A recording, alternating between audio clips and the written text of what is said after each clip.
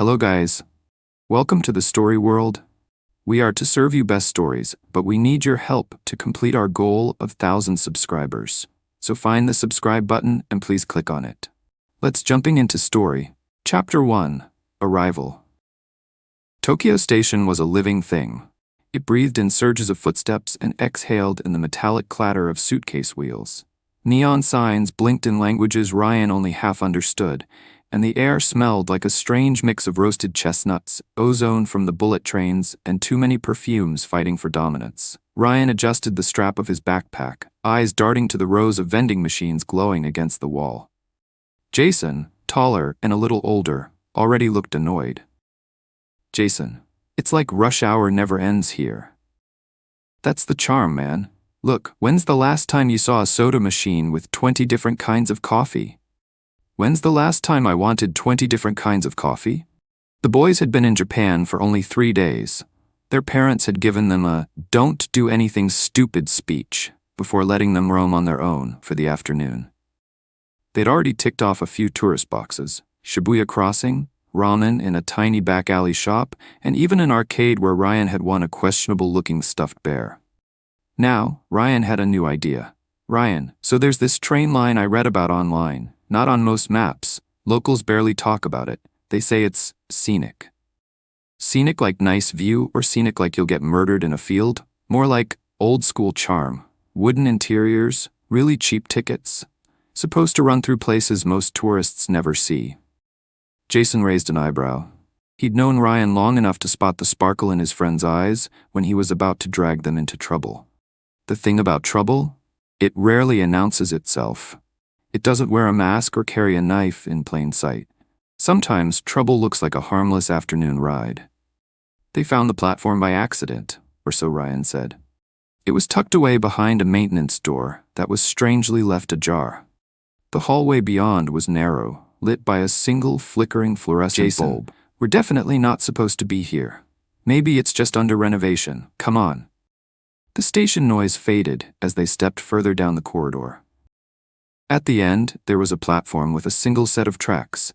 The sign above it was in kanji. Ryan couldn't read, but the painted letters below spelled out Kisaragi Line. The train waiting there looked wrong for Tokyo. It was a deep green, the kind of color you see in faded postcards, with gold trim that caught the dim light. The windows were larger than modern trains, but tinted just enough to make it hard to see inside. And here's where I'll ask you, listener. If you saw a train like this, hidden away from the bustling platforms, no crowds, no schedule posted, would you step inside? Or would you turn around, go back to the noise and safety of the main station? Chapter 2. Boarding. The doors hissed open before they even touched the handle. Inside, the air was warm and faintly smelled of cedar.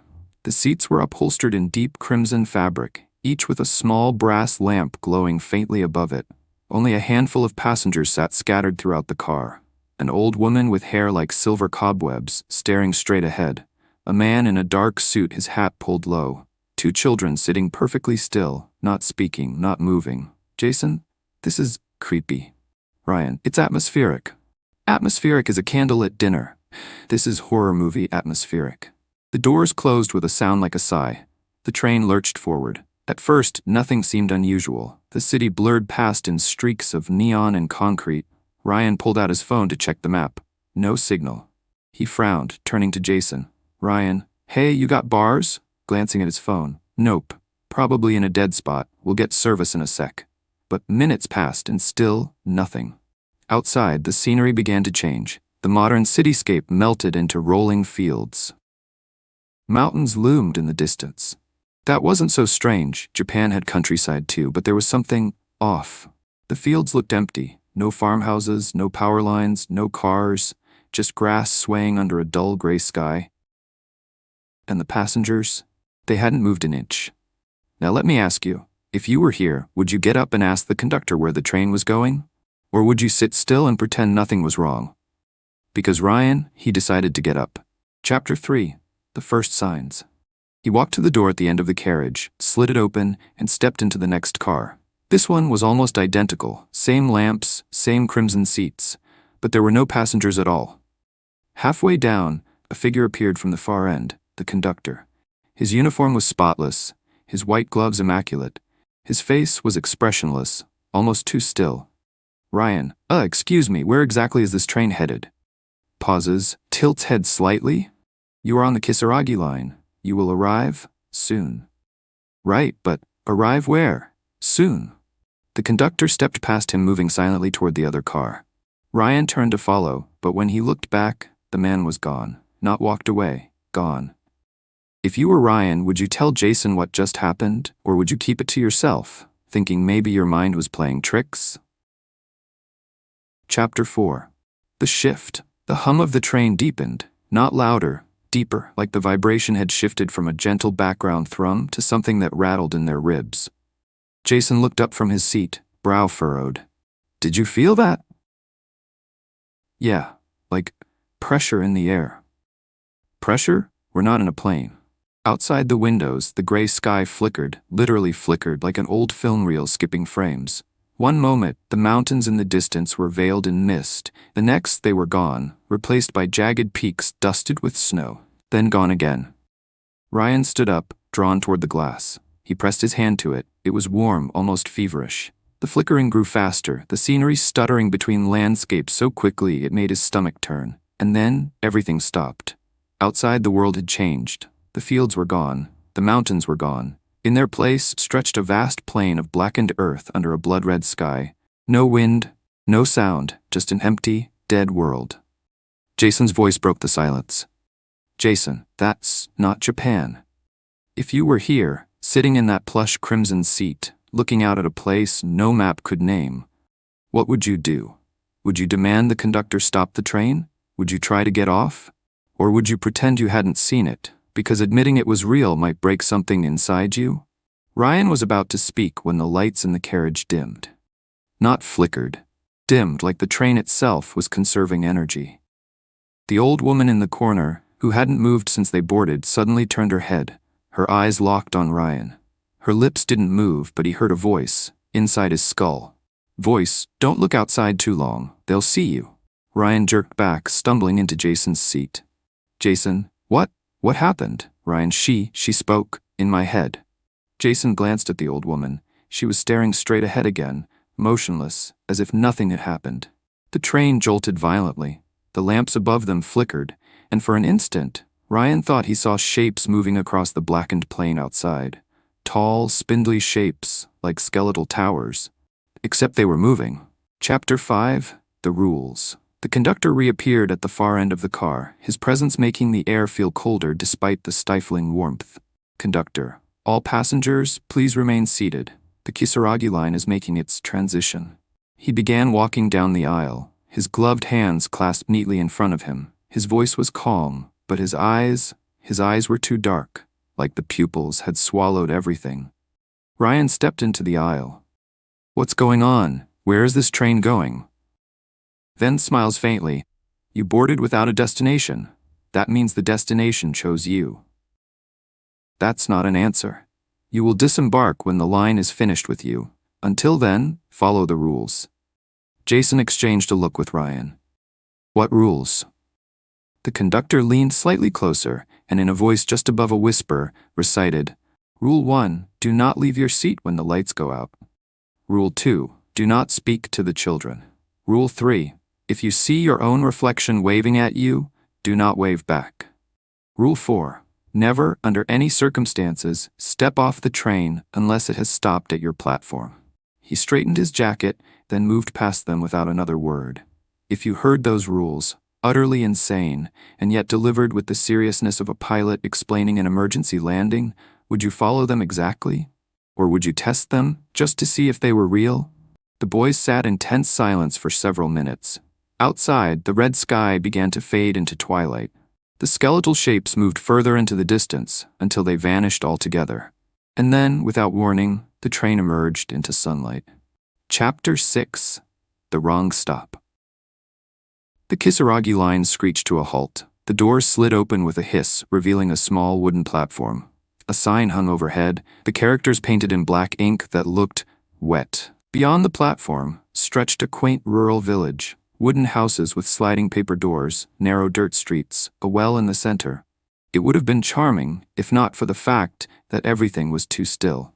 Not quiet, still. No birds, no rustling leaves, no sound of water in the well. You thinking what I'm thinking? That's a set from a ghost movie? Exactly. The conductor stepped into the doorway. Conductor, this is not your platform. Please remain on board. Ryan leaned to look past him. At the far end of the street, a figure stood. A woman in a white kimono, her long black hair obscuring her face. She wasn't moving, yet Ryan had the sickening sense that if he blinked, she'd be closer. The old woman passenger slowly turned her head again, her voice slithering into Ryan's mind. Voice, don't go out there. She wears the hour you leave on her sleeves. Ryan gripped Jason's arm. Ryan, we're staying put. Yeah, no argument here. The conductor nodded once, almost approvingly, and the doors slid shut. The train pulled away, leaving the silent village behind. If you were sitting in that train, watching the woman in the white kimono vanish into the distance, would you feel safer?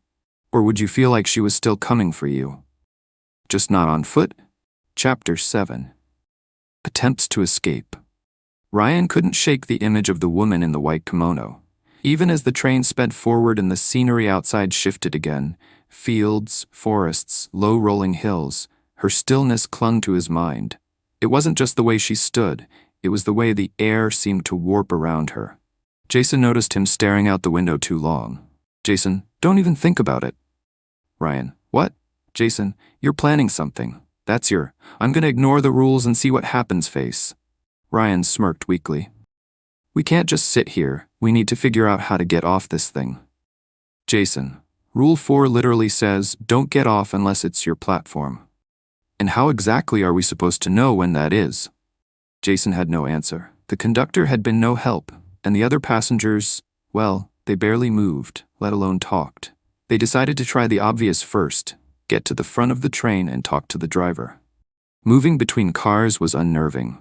Each carriage was like a copy-paste of the last. Red seats, brass lamps, faint smell of cedar, except for tiny differences. A lamp missing its shade, a smear of something dark on the wall, a window that seemed to open onto nothing but static. In the fourth car, they passed the two children they'd seen earlier. They sat side by side, dressed in matching navy uniforms, their faces pale and expressionless. Their hands were clasped in their laps, until Ryan walked by. Without looking up, the little girl spoke in a flat, almost mechanical voice. Girl, your stop is not a place, your stop is a time. Ryan froze. What did you just say? The boy turned his head slowly like a marionette and looked directly at Jason, his lips curled into the faintest smile. Boy, when the lights go out, run. What would you do here? Follow the rules and ignore them, pretending you didn't hear? Or lean closer, ask questions, and risk breaking whatever thin protection the rules offered? Ryan wanted to ask more, but Jason grabbed his arm. Jason, Rule 2. Don't speak to the children. They hurried on, the echo of the boy's smile following them. By the 8th car, they reached the front. A heavy steel door marked driver's cab stood before them. Ryan knocked. No answer. He tried the handle. It turned easily. Inside was a narrow compartment lit by greenish instrument panels. Levers, gauges, and buttons lined the walls. But the seat where the driver should have been was empty. The controls moved on their own. A lever eased forward. A dial twitched. The brake handle shivered. The train was driving itself. Jason swallowed hard. So, no one's actually driving this thing?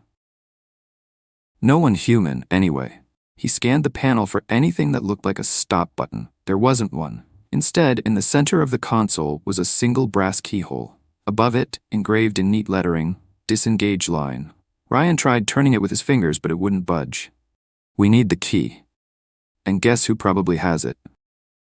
They both pictured the conductor's pale, gloved hands. Chapter 8, The Blackout.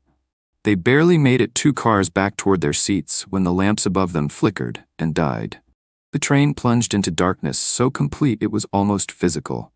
Ryan could hear his own breathing and Jason's, fast and shallow. From somewhere far down the carriage came a scraping sound. Slow. Deliberate. Moving closer. Jason hissed into the dark. Jason, Rule 1, stay seated. We're not even at our seats. Then sit here. Sit now. They dropped into the nearest seats, gripping the armrests like lifelines. The scraping grew louder until it was right beside them. Something brushed Ryan's leg, cold and damp, like fabric soaked in icy water. He didn't breathe, neither did Jason. The thing lingered for a moment, then moved on. The scraping faded. After what felt like hours, the lights flickered back on. Every passenger was exactly as they'd been before. Except the man in the dark suit, the one with the hat pulled low, was gone. In his seat was a puddle of water that slowly seeped into the fabric.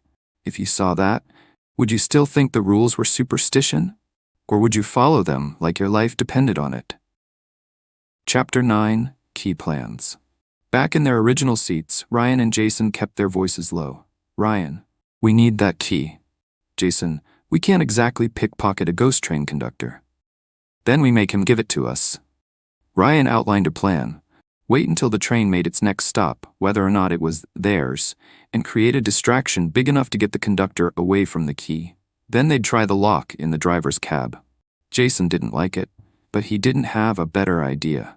They didn't have to wait long. The train slowed, brakes screeching. The scenery outside had changed again.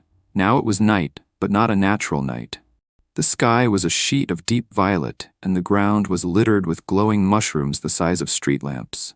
The platform ahead was made of smooth black stone. Shapes moved just beyond the light, tall, insect-like silhouettes that clicked and chittered. The conductor appeared. Conductor, this is not your platform. Remain on board. But one of the insect shapes darted forward, its long limbs skittering across the stone, and pressed its face, if you could call it that, against the train window. Mandibles scraped against the glass. Passengers shifted for the first time, murmuring in discomfort. The conductor turned to them, just the moment Ryan had been waiting for. Chapter 10, The Distraction. The insect shape scraped against the glass again, its mandibles clicking in a rhythm that felt almost intentional. Like a coded message no human could understand. The conductor stepped toward it, his gloved hands raised as if in warning. Ryan caught Jason's eye and mouthed, "Now." They slipped into the aisle, keeping low. The conductor was focused entirely on the creature outside, muttering under his breath in a language Ryan couldn't recognize. In the faint glow from the lamps, Ryan saw the brass chain at the conductor's waist, the key hanging from it. Jason moved first, circling around behind. He stumbled, just enough to knock into the conductor's side. The man turned, his dark eyes narrowing, while Ryan's hand shot out and unhooked the key from the chain. It was heavier than it looked, warm to the touch. "Return to your seats. We're just, stretching our legs." The conductor's gaze lingered for a moment too long before he turned back to the insect at the window. They didn't wait. They moved fast, through the cars, past the children who now watched them openly, their heads tilting in perfect unison. Chapter 11, Disengage Line.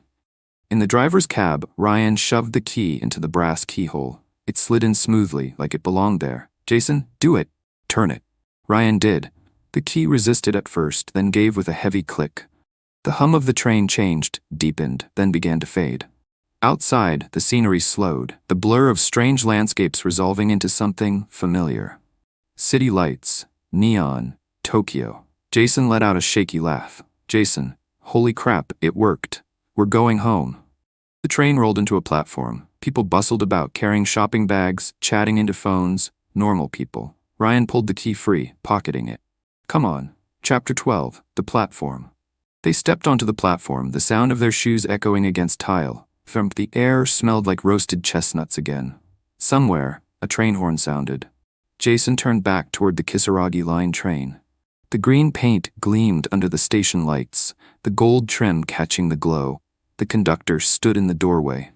"Conductor, enjoy your return."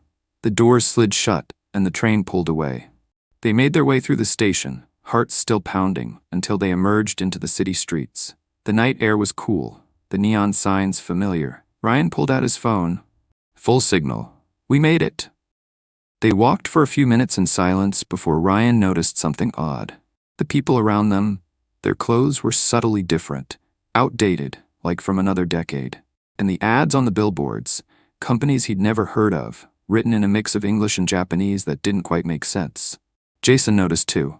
"Jason, Ryan, look at the date." Ryan's phone screen read, August 14th, 1975. "If you were them, standing in a city that looked like home but wasn't, holding a brass key that might be your only way back. Would you try to find the train again? Or would you accept that you'd escaped one trap, only to land in another? They heard it before they saw it.